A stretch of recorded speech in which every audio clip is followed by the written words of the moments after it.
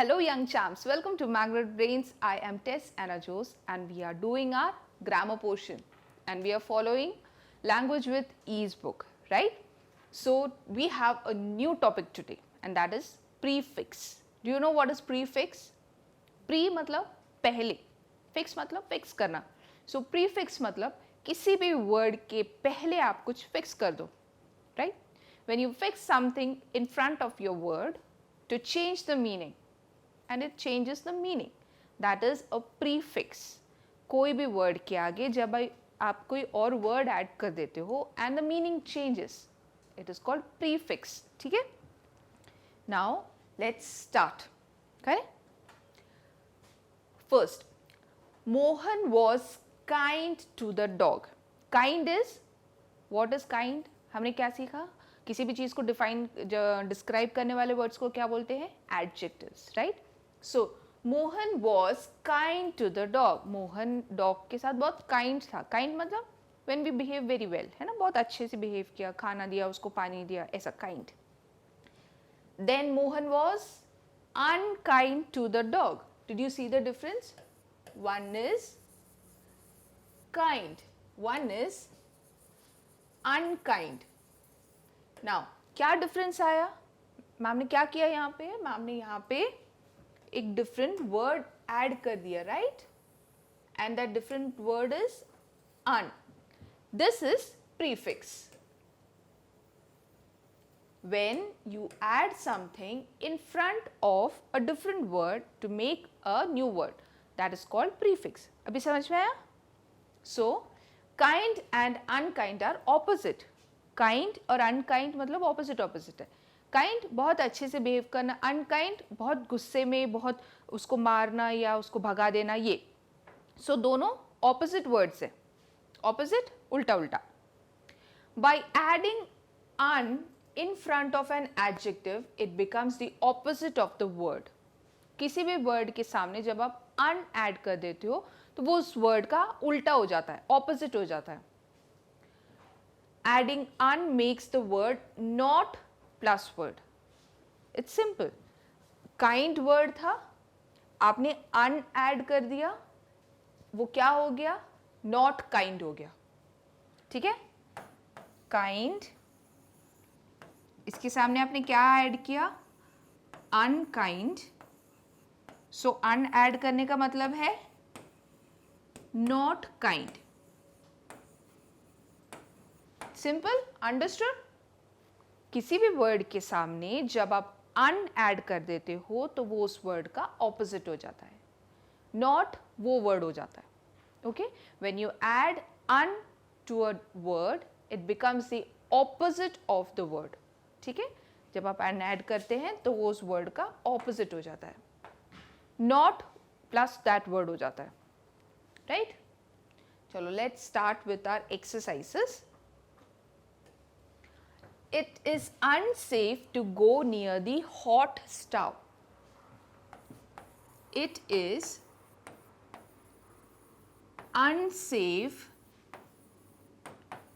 to go near the hot stove. What does it mean? Hot stove, गरम stove के पास जाना safe नहीं है. Unsafe. So unsafe means, when you add unsafe, it means not plus safe. It is not safe to go near the hot stove. Hot stove मतलब गरम गरम stove, है ना, उसके पास जाना सेफ नहीं है. So now, do you have any proper noun? कोई proper noun है सेंटेंस में? कोई person या place का particular name? No. Common noun? Yes, you have stove. Why? Because stove common है. कोई भी stove हो सकता है ना? So stove is common. Now it is unsafe. Unsafe क्या है? Adjective है. क्यों? क्योंकि it is telling something, right? Describe कर रहा है किसी चीज को. तो unsafe. Right? To go near the hot stove. Stove कैसा है हमारा? Hot है. So hot stove. So you don't have any proper noun in the sentence. You common noun is stove and adjectives are unsafe and hot. Not नहीं है ये, hot है, ठीक है? Okay? Understood? Clear ना? चलो.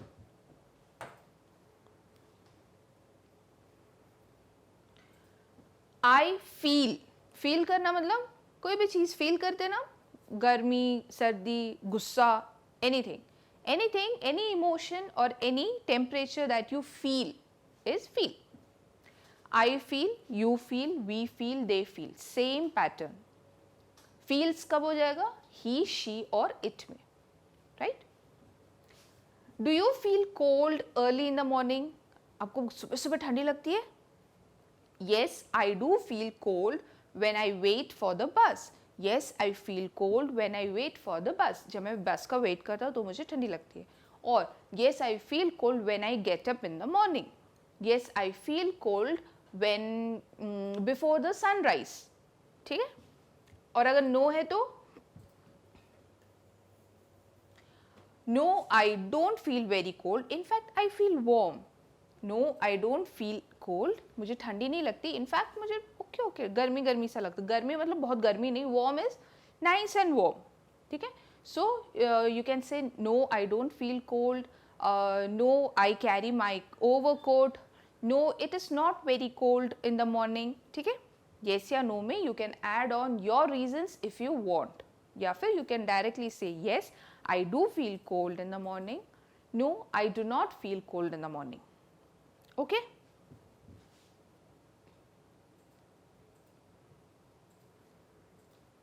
Next, the untidy old beggar felt unloved. The untidy old beggar felt unloved. Now look at the sentence. किसके बारे में बात हो रहा है? Beggar. Beggar means भिखारी. ठीक है? किसके बारे में बात हो रही है? Beggar की. कैसा beggar है? Untidy and old. Untidy मतलब अच्छे अच्छे कपड़े नहीं पहने उसने, बाल ऐसे ऐसे से हो रहा है, गंदगी लगा हुआ है. So untidy. Old. बुढ़ा हो गया है. Untidy old beggar felt unloved. Feeling is unloved. Feeling is also adjective.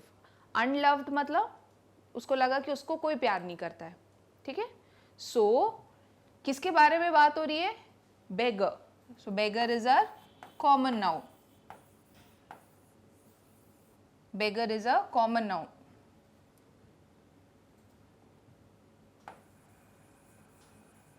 And what words describe the beggar? Untidy, old and unloved. Right? Untidy, old and unloved. Now see, un is the prefix. किसका prefix word है ये? किसके साथ हमने prefix लगाया है? Loved के साथ, है ना? So loved के साथ when un is used it becomes not loved. अभी समझ में आ रहा है? ठीक है? Easy हो गया? चलो. Next is get. Get मतलब मिलना. किसी से मिलना नहीं, कुछ मिलना, कोई object मिलना. I get, you get, we get, they get. And when does it? When do we use gets? He gets, she gets, it gets. Okay, same pattern. Should we get a toy for our Sameer's birthday? क्या हमें समीर के birthday के लिए एक toy लेना चाहिए? Yes, we should buy a new toy for Sameer's birthday. No, let us buy him a box of chocolates instead. Let us buy him. So, if it is yes, then yes, let us buy a new toy for him. या फिर yes, let us buy a new हाँ, yes में let us buy वैसे ही रहेगा.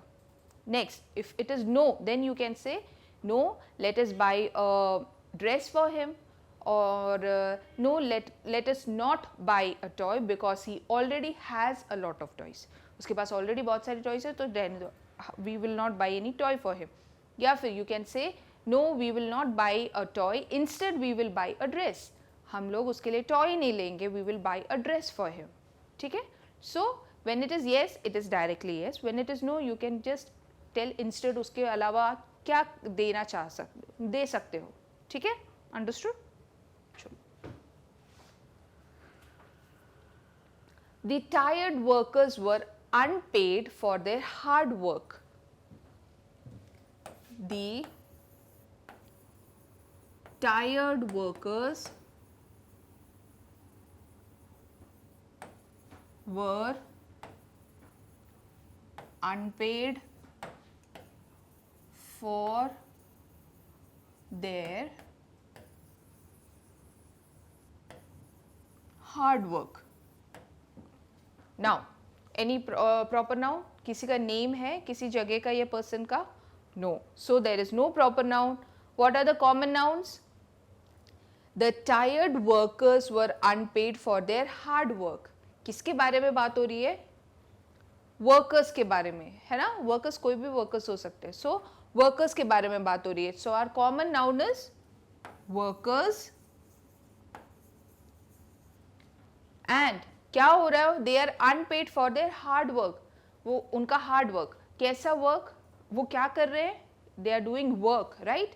So work is also common because कोई भी work हो सकता है. So work.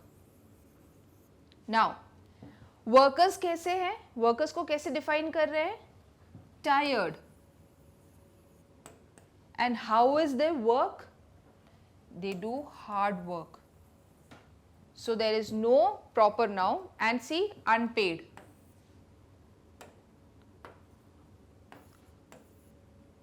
Un plus paid मतलब not plus paid. Paid मतलब उनको पैसे नहीं मिल रहे हैं, उनको पैसे नहीं दे रहे हैं. ठीक है? हार्ड वर्क करने के बाद भी उनको पैसे नहीं दे रहे हैं. ठीक है? अंडरस्टूड?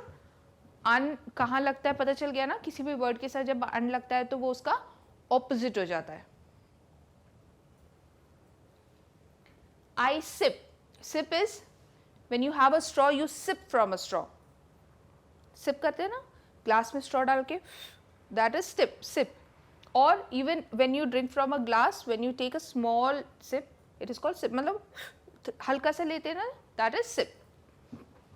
Small amount में liquid लेना. ठीक है? Sip is used for liquids. I sip, you sip, we sip, they sip. Same pattern. And when does it come as sips? When you use he, she or it. Okay? Did Purna sip orange juice after the race? क्या पूर्णा ने race के बाद orange juice sip किया? Yes, she sipped orange juice, but she was still thirsty. Yes, उसने orange juice sip किया, but उसको फिर भी प्यास लग रहा था. Other than this, you can write, yes, she sipped orange juice and she felt good. या फिर, yes, she sipped orange juice and some water. उसने orange juice भी पिया, उसके साथ कुछ पानी भी. No, she did not sip orange juice, but she bought a cola. So, no, she did not sip orange juice. नहीं, उसने orange juice नहीं पिया, but उसने क्या पिया? Cola. No, other than this, what can you write? No, she did not sip orange juice. She had grape juice. She had pomegranate juice. She had water. ठीक है? So, you can use different forms.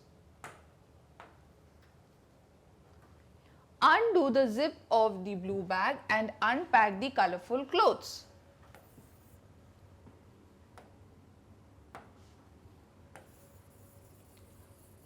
Undo the zip of the blue bag and unpack the colorful clothes. Now, how many unwords do you have? Undo, unpack, ठीक है? So this will be not do, and this is not pack. मतलब pack जो already packed है उसको खोलना है, unpack करना है. सूटकेस को अनपैक करते हैं, बैग को अनपैक करते हैं, ठीक है, बॉक्स को अनपैक करते हैं. सो किसी भी चीज को अनपैक करना इज खोलना. So undo the zip of the blue bag. एक ब्लू बैग है, उसको खोलना है एंड उसमें से कलरफुल क्लोथ्स निकालने हैं, ठीक है. So what will be your proper noun? Do you have any proper noun? यहाँ पे कोई प्रॉपर नाउन है? नहीं है. There is no name of place और person. Common noun. Common noun क्या क्या है? वन जिप, क्योंकि कोई स्पेसिफिक जिप नहीं है, कोई भी जिप हो सकती है. नेक्स्ट इज बैग, क्योंकि बैग कोई भी हो सकता है. नाउ इफ बैग की किसी का ब्रांड का या कंपनी का नेम होता then it would have been proper. Okay. Next clothes. Clothes भी कोई स्पेसिफिक क्लोथ्स नहीं है, so clothes will be common. Now the adjectives. Undo the zip of the blue bag. Bag कौन से कलर का है? Blue. And how are the clothes? They are colorful. Right? So you have zip, bag and clothes as common noun and the adjectives are blue and colorful. ठीक है? And undo means खोलना. Undo is खोलना. Unpack is जो pack किया हुआ है उसको निकालना. Okay, understood?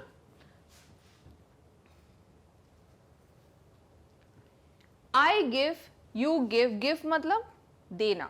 गिव इज देना. I give, you give, he gives, she gives, it gives, we give, they give. Okay. Will you give me some cheese toast? क्या तुम मुझे कुछ चीज टोस्ट दे सकते हो? Yes, I will certainly give you some cheese toast. Yes, certainly. जरूर. Certainly means जरूर.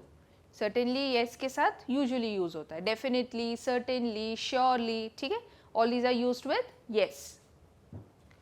No, I can't give you cheese toast because we don't have any cheese. No, I cannot give you any cheese toast because we do not have any cheese. Or no, I cannot give you cheese toast because I am busy. No, I cannot give you cheese toast because we do not have bread. ठीक है, कोई भी चीज. Understood? Once you stick the paper boat, you cannot unfold it.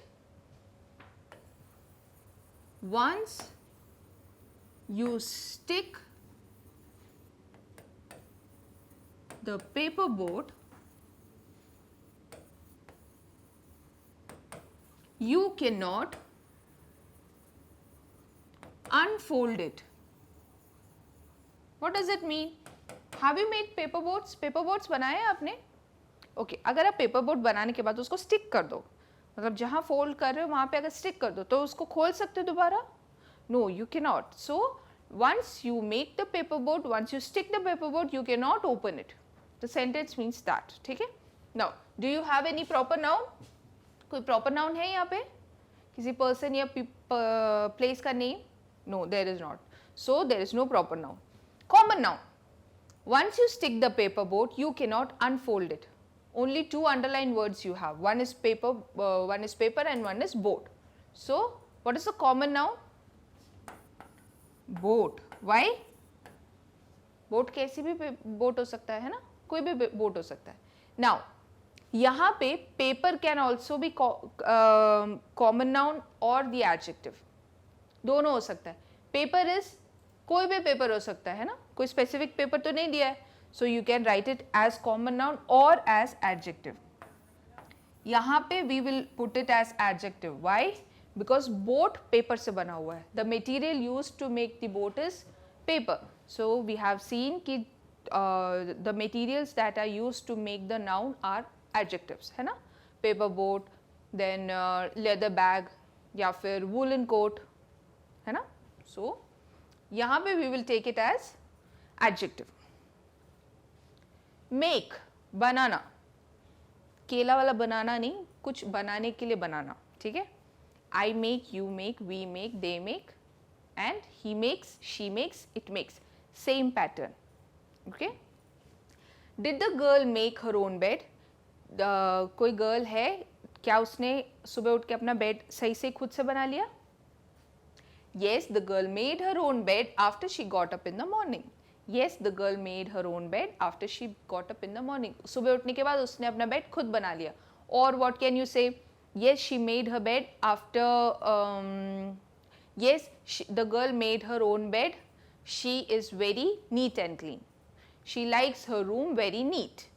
She makes her bed herself. No, no, the girl was lazy and left her bed in a mess. No अगर आएगा तो no, उसने ऐसा नहीं किया क्योंकि she was lazy. और no, she did not because she was getting late. है ना? दोनों हो सकते हैं. अभी लिख सकते हैं ना खुद से. Okay. I spy with my little eye. चलो. You have been given clues. You have to write the word. We put candles on it for birthday. Birthday candles किस पे लगाते हो? किस पे लगाते हो? C-A-K-E, cake. Next, it crooks at night. कौन croak करता है? रात में croak की आवाज किसकी आती है? F-R-O-G, frog. It shines on dark nights. M से start होता है. What shines at night? रात को दो चीजें चमकती हैं, तीन चीजें चमकती हैं. One is stars, moon and fireflies. Jugnu. And इसमें से M किससे start हो रहा है? Moon. M-O-O-N, moon. Next, it cries all the time. B से start होता है. कौन सबसे ज्यादा रोता है? Baby, right? Baby. B-A-B-Y.